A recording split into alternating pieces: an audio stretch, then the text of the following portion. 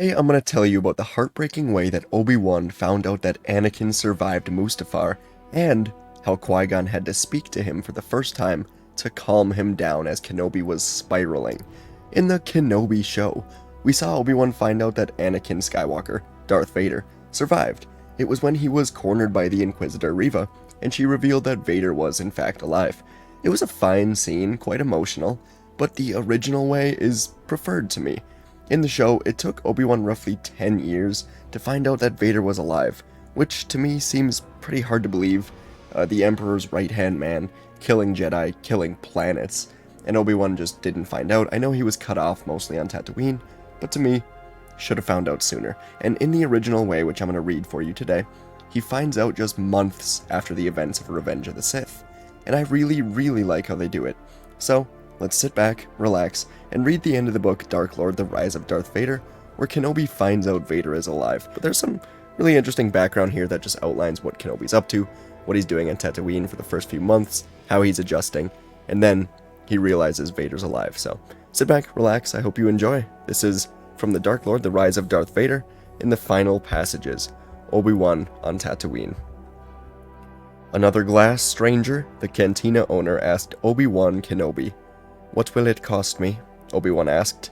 10 credits for refills, the bartender said.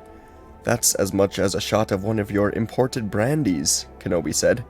"The price of staying hydrated on Tatooine, my friend. Yes or no?" And Obi-Wan nodded.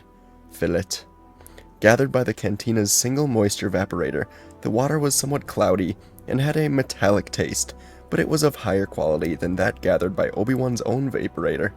If he was to survive in the hovel he had found, he would need to have the vaporator repaired, or somehow obtain a new one from the Jawa traders, who occasionally passed through the region he now called home. If it hadn't been for the kindness of the maroon-cloaked creatures, he would still be walking to Anchorhead, rather than sitting in the scant shade of the cantina's veranda, sipping water, a wind-scoured settlement close to Tatooine's western dune. Anchorhead was little more than a trading post frequented by the moisture farmers who made up the Great Shot Salt Fleck community, or by merchants traveling between Mos Eisley and Wayfar in the south.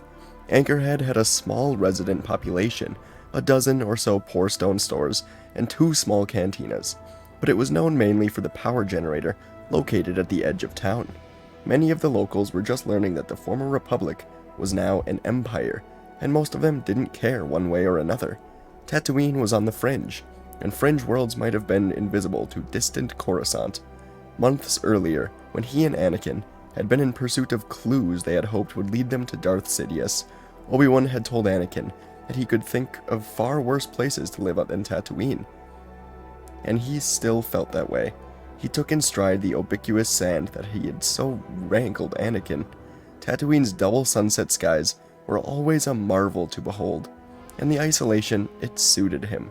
All the more because Anakin had been subverted by Palpatine and, for a brief time, had served this new emperor. Given everything that had happened since, the one image Obi-Wan knew he would never be able to erase from his memory was that of Anakin, Darth Vader, as Sidious had dubbed him, kneeling in allegiance to the Dark Lord, after having gone on a murderous spree in the Jedi Temple.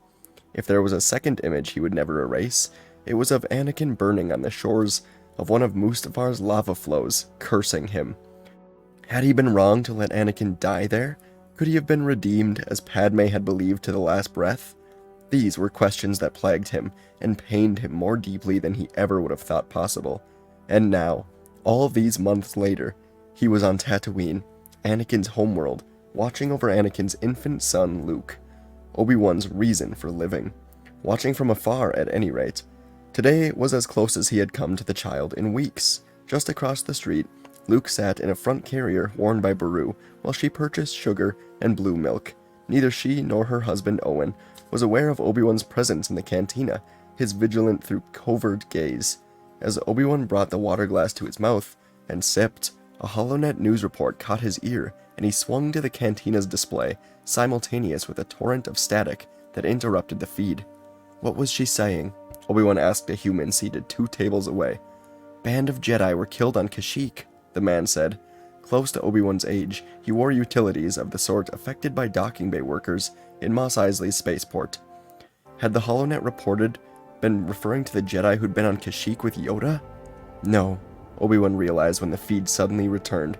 The reporter was talking about more recent events, about Jedi who had obviously survived Order 66 and then been discovered on Kashyyyk.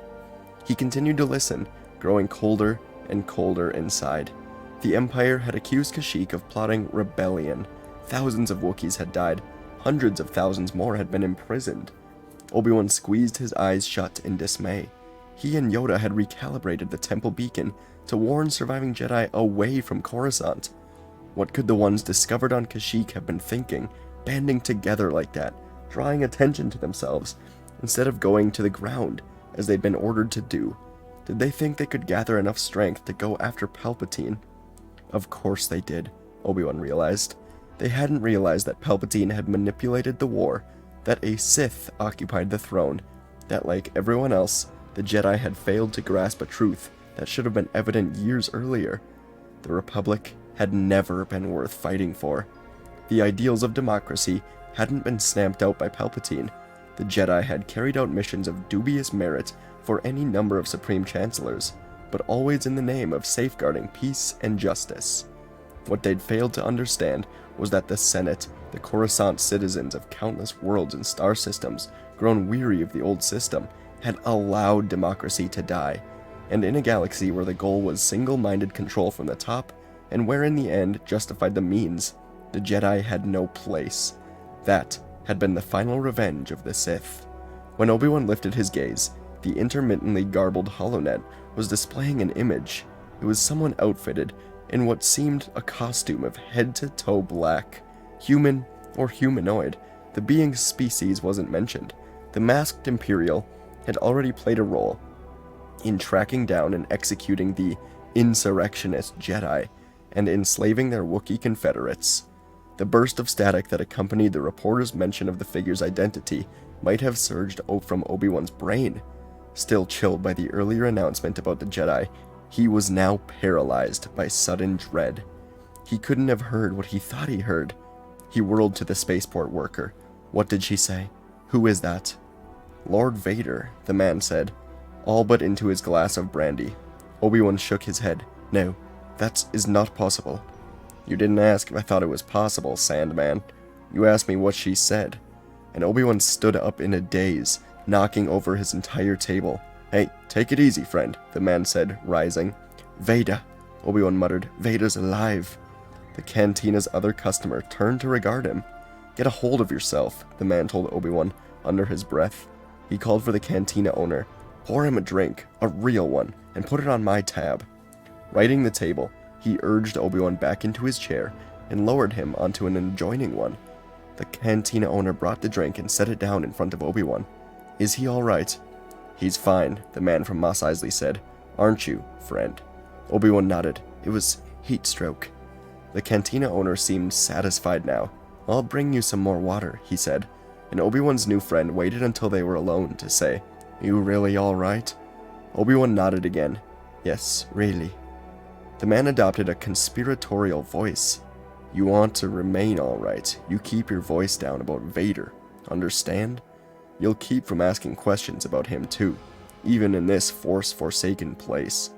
Obi-Wan studied him. What do you know about him?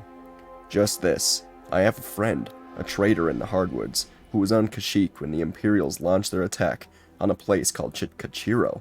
I guess he was lucky to get his ship raised and jumped, but he claims he got a glimpse of this guy Vader ripping into Wookiees like they were stuffed toys, going to lightsabers with the Jedi who were on world. The spaceport worker glanced furtively around the cantina. This Vader, he toasted Kashyyyk, my friend. From what my friend says, it'll be years before a piece of tree goes up in the well over there. And the Wookiees, Obi-Wan said. The stranger shrugged. Anyone's guess. Placing a few credits on the table, he stood up. Take care of yourself. These desert wastes aren't as remote as you may think. When the water arrived, Obi-Wan downed it in a gulp, shouldering his rucksack, and left the cool shade of the veranda for the harsh light of Anchorhead's principal street. He moved in a daze that had little to do with the glare or the heat. As impossible as it had seemed, Anakin had survived Mustafar and had resumed the Sith title of Darth Vader. How could Obi-Wan have been so foolish as to bring Luke here, of all worlds? Anakin's homeworld, the grave of his mother, the home of his only family members. Obi-Wan gripped the lightsaber he carried under his robe. Had he driven Anakin deeper into the dark side by abandoning him on Mustafar?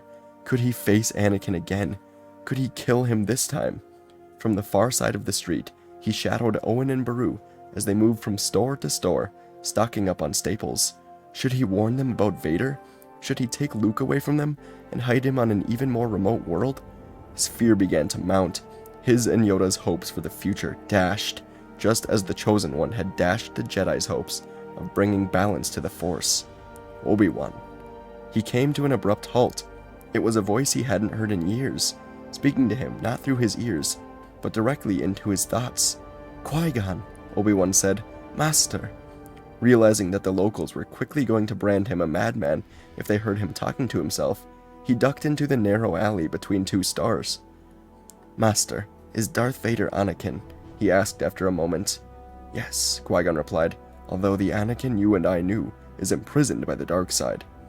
I was wrong to leave him on Mustafar. I should have made sure he was dead," Obi-Wan said. "The Force will determine Anakin's future, Obi-Wan. Luke must not be told that Vader is his father until the time is right." And Obi-Wan asked, "Should I take further steps to hide Luke?" The core of Anakin that resides in Vader grasps that Tatooine is the source of nearly everything that causes him pain, Qui-Gon said. "Vader will never set foot on Tatooine, if only out of fear of reawakening Anakin." Obi-Wan exhaled in relief. "Then my obligation is unchanged. But from what Yoda told me, I know that I have much to learn, Master." "You were always that way, Obi-Wan." Qui-Gon's voice faded, and Obi-Wan's fears began to dissipate, replaced by renewed expectation.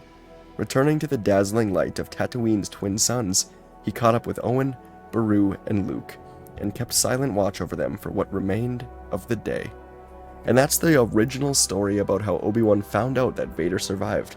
Let me know, do you like this one better, or do you like the one from the Kenobi show better? I think both have their strengths, both have their flaws. There could have been a more dramatic way, but I think Obi-Wan just finding out through a HoloNet feed months after is pretty interesting, especially because in like a couple passages or a couple chapters before this, Palpatine was in his office and basically said, "Time to let the world know about Darth Vader," and sent out this HoloNet thing to really bring attention to the fact that someone was out there as his right-hand man. So that's when the galaxy truly found out who Darth Vader was, or at least that there was a Darth Vader out there somewhere. So I liked it a lot. Let me know what you thought. Thanks for watching, and I'll see you in the next video.